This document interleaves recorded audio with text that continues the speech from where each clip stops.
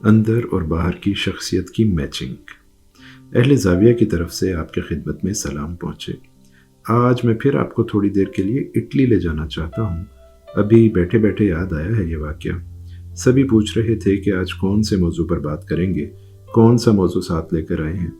تو خواتین و حضرات، کوئی خاص موضوع میرے سوچنے میں، میرے اسٹاک میں ہوتا نہیں ہے۔ باتوں میں اگر کوئی چیز نکل آئی تو پھر اس پر آہستہ آہستہ عمارت کی تعمیر ہوتی رہتی ہے۔ میں روم میں اپنی یونیورسٹی سے واپس آ رہا تھا گھر کی طرف، تو جب سینٹ پیٹر کے بڑے میدان سے گزرا تو وہاں پر ایک سکھ سردار نسواری رنگ کی پگڑی باندھے بیٹھا تھا۔ وہ بڑے غور کے ساتھ سینٹ کی بلڈنگ کو دیکھ رہا تھا اور جو بڑے بڑے ستون تھے ان کو گن رہا تھا۔ میں نے کہا، سردار جی ست سری اکال، واگرو کی خالصہ، واگرو کی فتح۔ وہ بیچارہ کانپ گیا، گھبرا گیا، ایک دم کہنے لگا، جی مینو جانتے ہو؟ میں نے کہا، میں پاکستانی ہوں۔ وہ بہت خوش ہوا، کہنے لگا، لو جی میری بڑی مشکل حل ہو گئی۔ میں 2 دن سے یہاں گھوم رہا ہوں، میری بولی کوئی نہیں سمجھتا۔ میں نے کہا، تم ان کی بولی نہیں سمجھتے؟ کہنے لگا، نہیں۔ عجیب ملک ہے، یہاں انگریزی کوئی نہیں سمجھتا۔ میں نے کہا، نہیں، یہاں انگریزی کوئی نہیں جانتا۔ تو میں نے کہا، آئیے آپ کو چائے پلائیں۔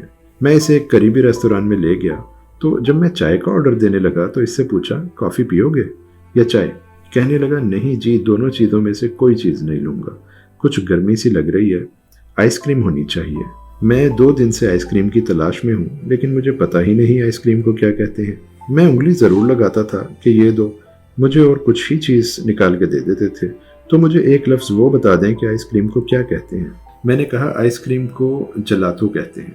کہنے لگا، لو جی، پٹھا نہ رکھ دیتا ہے، اے جلان والی چیز ہے یا ٹھنڈ پان والی چیز ہے؟ میں نے کہا، بس رکھا تو یہی ہے، اس کا نام یہی ہے۔ تو ہم بیٹھ کے باتیں کرتے رہے۔ میں نے کہا، سردار صاحب، بڑی خوشی کی بات ہے کہ آپ کو دیکھ کر مجھے ایک طرح کی بڑی خوشی ہوئی کہ آپ نے اپنا جو وجود ہے، جو آپ کو احکام دیے گئے ہیں، اس کو آپ پورا مینٹین کرتے ہیں۔ کیسے رکھتے ہیں؟ داڑھی آپ کی ہے، کڑا آپ کا ہے، پگڑی اتنی خوبصورت پہنتے ہیں۔ تو اس نے کہا، ہاں جی، یہ ہونا چاہیے، یہ انسان کو شناخت کرنے میں بڑی مدد دیتی ہے۔ کچھ تشخص کے بارے میں بات کرنا چاہتا تھا، لیکن پورا حاوی نہیں تھا اس کے اوپر، پڑھا لکھا آدمی تھا۔ تو میں نے کہا، سردار صاحب جی، آدمی کا دل صاف پاک ہونا چاہیے، نیت ٹھیک ہونی چاہیے۔ کہنے لگا، نہیں جی، دل پاک صاف، نیت اچھی ہو، اس کا پتہ نہیں چلتا جب تک اس کا ظاہر جو ہے وہ اس بات کی شہادت نہ دے آپ کے دل میں کیا ہے۔ میں کیا کہہ سکتا ہوں؟ میں نے کہا، باہر کا وجود جو ہے، اس کے بارے میں جو آپ نے فلسفہ سازی کی، اس کے بارے میں نے کچھ بھی نہیں کہا۔ اس نے کہا، دونوں کا تال میل ہونا بہت ضروری ہے۔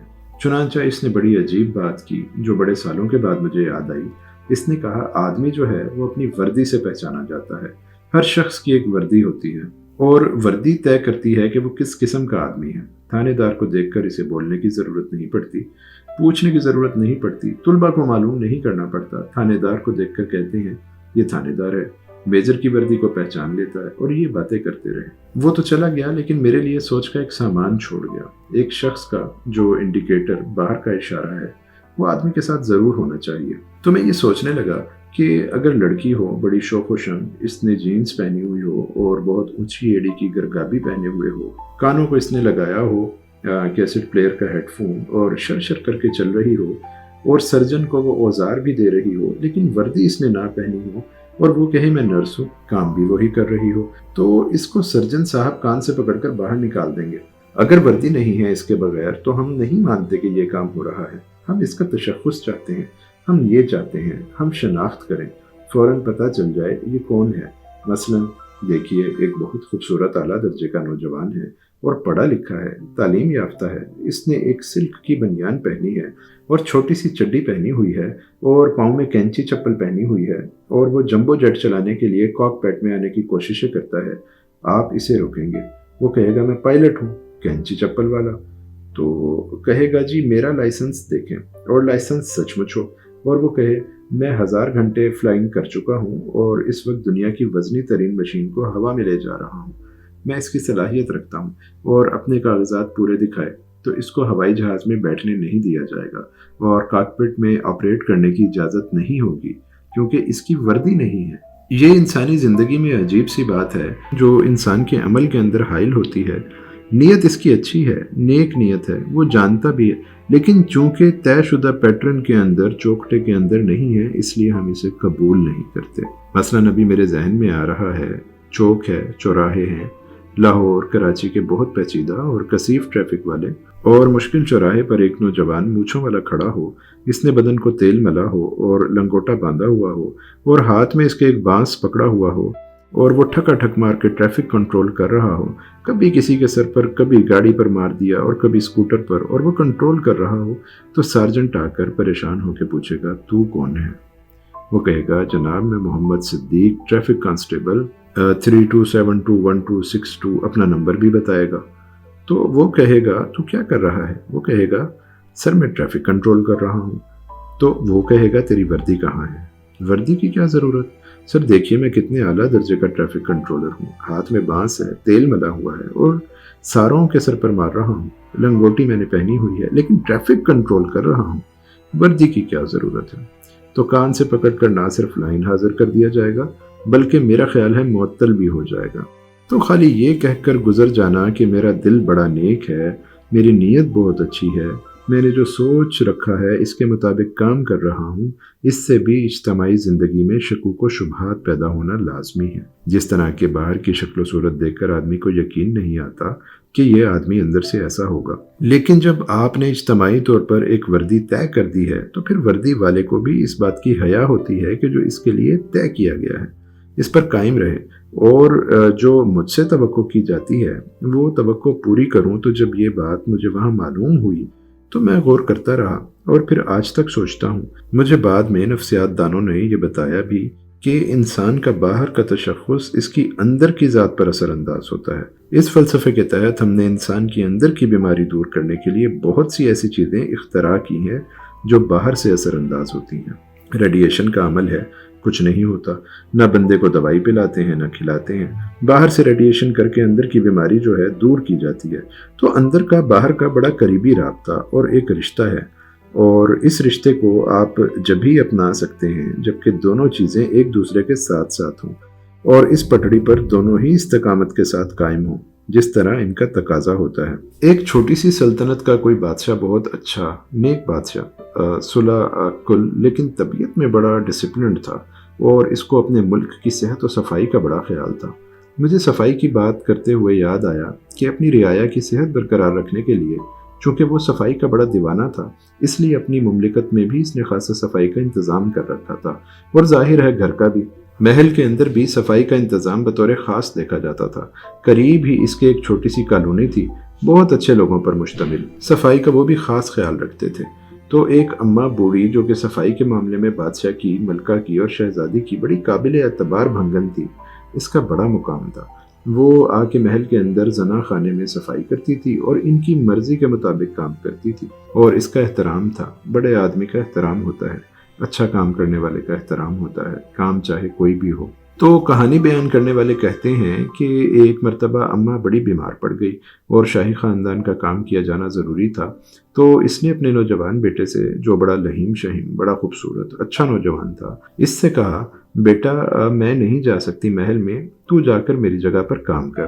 چنانچہ وہ جھاڑو لے کر، ٹاکی لے کر، جس طرح کا سامان اسے چاہیے تھا وہاں چلا گیا۔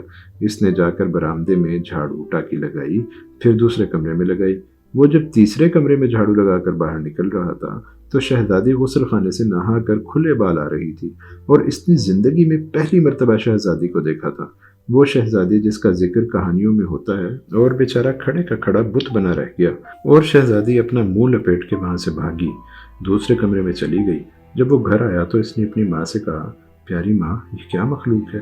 تو اس نے کہا بیٹے کیا ہوا؟ اس نے کہا ماں وہاں تو ایک لڑکی نکلی، لیکن جیسے آسمانوں سے اتری ہوئی لگتی تھی، کبھی ہم نے بازار میں، شہر میں تو ایسی مخلوق دیکھی نہیں۔ اس نے کہا او تیرا بھلا ہو جائے، تو نے شہزادی کو دیکھ لیا؟ کہنے لگا ماں میں اسے دیکھ تو آیا ہوں، لیکن میری آرزو ہے میں اسے ایک بار پھر دیکھوں اور قریب سے دیکھوں۔ اس نے کہا بیٹا اس بات کی کانوں کان خبر نہیں ہونی چاہیے، کیونکہ ابھی جلاد بلا کر ہم ماں بیٹے کا سر تن سے جدا کر دیا جائے گا۔ اس نے کہا ماں میری زندگی کی آرزو ہے کہ اس حسن مجسم کو قریب سے دیکھوں۔ میں بالکل بھونچکا ہو گیا تھا، बौखला गया था। मेरे जहन पर इसके नकूश ठीक तरह से नहीं आए। इसने कहा, भाई ऐसा ना कर, ये नहीं हो सकता। तो वो बीमार पड़ गया, जान के लाले पड़ गए। अब माँ माँ ही होती है। तो इसने हौसला किया, सीधी शहजादी के पास गई। चूंकि शहजादी इसका एहतराम करती थी, सारे घर वाले करते थे। इसने कहा, बेटी ये बात हो गई है, अगरचे बड़ी नाकाबिले बयान थी, मैंने बयान कर दी। नाकाबिले बर्दाश्त थी, वो तूने बर्दाश्त कर ली। मेहरबानी है, मुश्किल आ पड़ी, तू इसका हल निकाल। इसने कहा, कोई बात नहीं अम्मा, आमना सामना हो गया गलती से। इसने कहा, मुश्किल ये आ पड़ी है कि वो तुझे दोबारा देखना चाहता है। तौबा नाउज़ बिल्लाह, ये कैसे हो सकता है? ये तो हमारे यहाँ होता ही नहीं। लेकिन मेरा इकलौता बेटा है, मर जाएगा। शहजादी ने कहा, मैं क्या कर सकती हूँ? मरता है तो ठीक है, अल्लाह की यही रज़ा है। वो बुढ़िया रोने लगी, चली गई। घर बैठी बीमार बेटे को देखा, जहाँ बलब बेटे को। माँ थी, सब्र ना हुआ, फिर लौट कर आई और मिन्नतें करने लगी।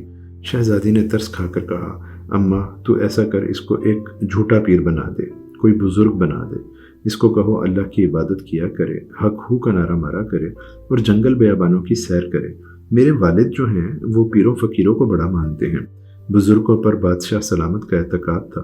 तो मैं समझती हूँ कि एक वक्त ऐसा ज़रूर आ सकता है कि अगर इसका नाम बहुत दूर दूर तक पहुँच गया कि बड़ा कमाल का फ़कीर है, तो शायद मेरे वालिद इससे मुतासिर हों और मुतासिर होने के बाद मुझको भी कहें, बेटी जा इनकी ज़ियारत करा। इसने कहा, अल्लाह तेरा भला करे। वो घर आ गई। इसने कहा, बेटा उठ, ये लंबा पेंडा है, लेकिन तय करना है इस मुसाफत को। तू नहा धो पगड़ी बांध के नेक बन जा, अल्लाह का प्यारा।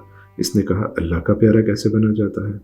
इसने कहा, ये तो मुझे भी नहीं पता, तुझे भी नहीं पता। अब जंगल में जाके बैठ के अल्लाह से कह, मैं तेरा प्यारा हूँ, और वो तुझको कबूल कर लेगा। वो चला गया, जंगल में जाके बैठ गया मज़े से, और वहाँ पर जाकर वक्त गुजारने लगा। और अल्लाह की तस्बीह जैसी भी इसको आती थी, और आरजू दिल में रखने लगा कि कभी शायद अल्लाह की ज़ियारत हो और मैं कभी इस राह पर चल सकूं, इस राह पर चलकर इस हुस्न आरा को भी देख सकूं जिसकी आरजू लेकर मैंने ये सारा ड्रामा रचाया है। कुछ अरसे वहाँ पर बैठा रहा। कुछ देर बाद लोगों ने इसे देखा। एक नौजवान है, शक्ल सूरत भी अच्छी है, बात किसी से नहीं करता, आंखें बंद करके लू लगा के बैठा है। तो इन्होंने जब इसको दिन रात वहाँ इससे बैठा देखा, सर्दी में, गर्मी में, धूप में, बारिश में, तो इन्होंने झोपड़ी एक बनवा दी और वो इस झोपड़ी में रहने लगा। वक्त गुजारता रहा तो आहिस्ता आहिस्ता इसके नाम का डंका बजने लगा कि एक बहुत कर्मी वाला बुजुर्ग है और पहुंचे हुए बुजुर्ग हैं, और लोग इसकी ज़ियारत को आने लगे। एक सिलसिला चल पड़ा। किसी ने आके बादशाह से भी जिक्र किया कि आपकी राजधानी के फलां इलाके में, फलां परगने में बड़ा बुजुर्ग आया हुआ है, लंबी दाढ़ी है, लंबे बाल हैं और बड़ा हसीन आदमी है, और बात नहीं करता किसी से। तो बादशाह को इश्तियाक हुआ। इन्होंने सवारी निकाली, 5,000, 10,000 अमीर वजीर इसके साथ चले कि ज़ियारत करने चलते हैं। जंगल में पहुंचे, कुटिया के पास खड़े हो गए। बादशाह ने देखा, इसको सलाम किया, आंखें बंद करके बैठा था। इसको क्या परवाह थी? इसने कहा, मैं वक्त का बादशाह हूँ, तुझे सलाम करने आया हूँ। इसने कहा, बाबा तेरी मेहरबानी, हमने तेरा सलाम कबूल किया, अब चला जा। इसने कहा, नहीं, मैं यहाँ बैठने की इजाज़त चाहता हूँ। कहने लगा, खुली जगह पड़ी है, बैठ जा। बादशाह ने कहा, साथ मेरा सारा लाओ लश्कर भी है। इसने कहा, वो भी बैठ जाए, फकीरों का ठिकाना है। चुनांचे वहाँ पर बादशाह कुछ देर बैठा रहा। इसने अंदर से महसूस किया इसका वाइब्रेशन जो है, इर्तिआश इसका रूहानी बहुत ताकतवर है, जिसने बादशाह को अपनी लपेट में ले लिया। चुनांचे ख़वातीनो हजरात, वो बादशाह वहाँ पर आने जाने लगा, मिलने मिलाने लगा। इसकी रियाया के लोग भी जाहिर है वो भी आने लगे। इसकी दाढ़ी बढ़ चुकी थी, बाल लंबे थे, किसी ने पहचाना ही नहीं। तो नौबत यहाँ तक पहुँच गई कि बादशाह ने एक दिन अपनी बेटी से कहा कि प्यारी बेटी, एक बहुत बड़े बुजुर्ग हमारी सल्तनत में आए हैं और हमारी खुशकिस्मती है, हमारे कलम रो में इतना बड़ा बुजुर्ग आया है, तू किसी दिन जा इसकी ज़ियारत करने। तो इसने कहा, बिल्कुल ठीक है अब्बा जी, मैं जाती हूँ। इसको तो पता था कि ये कौन है। चुनांचे वो अपनी सहेलियों के साथ पालकी में बैठ कर पहुंची और जाकर खड़ी हो गई और कहने लगी, देख तेरे दिल की आरज़ू पूरी हो गई। मैंने जो बात बताई थी इसके मुताबिक इतने सालों बाद तेरे सामने आ गई। तू अब आंखें खोल और जिस तरह से चाहता है मेरी ज़ियारत कर, दीद कर, मैं तेरे सामने खड़ी हूँ। वो कहने लगा, अच्छा अच्छा, मेहरबानी मेहरबानी, 3 दफ़ा कहा। वैसे ही बैठा रहा आंखें बंद करके। इसने कहा, बदबख्त, मैं इतना लंबा सफ़र तय करके आई हूँ और तू आंखें बंद करके बैठा है। तो इसने इसकी बात का कोई जवाब ना दिया। तो लिखने वाले लिखते हैं कि शहजादी ने खींच के एक थप्पड़ इसके मुंह पर मारा तड़ाक से। कहने कहने लगी, आंखें खोल, जिसके लिए इतना बड़ा ड्रामा रचाया था वो गौहर मकसूद तेरे सामने मौजूद है।